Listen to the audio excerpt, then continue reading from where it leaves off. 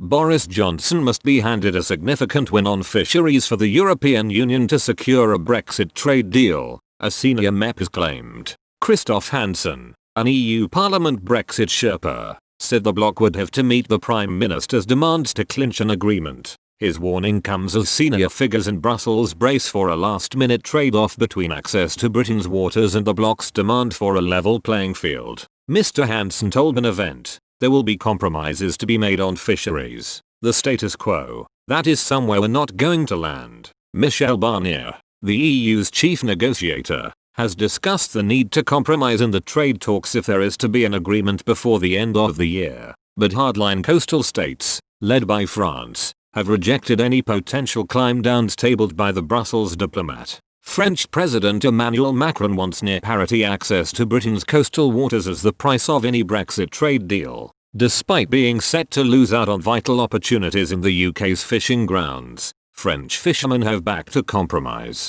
They have warned that a no-deal Brexit would be catastrophic for their industry. Olivier Lepreter, chairman of the Northern French Fishermen's Association, urged the two sides to broker a sensible compromise. He said, "Boulogne absolutely needs an agreement. We are the largest fishing port in France with a turnover of 450,000 tons, including 300,000 tons of our own catch. French fishermen need further access to British waters. Then the traders and processors come ashore. If there was a hard Brexit without an agreement on fish rights, it would be catastrophic." The industry chief has claimed 60 to 80% of the small boats he represents exclusively fish in British waters. Mr. Lepreter claimed fishermen have already been forced to scale back their operations because of a lack of investment since Brexit. Losing access to UK fishing grounds would be the final nail in the coffin for many of them, he added. Meanwhile, Brexit talks resumed online yesterday after they were brought to a halt last week when an EU official tested positive for coronavirus.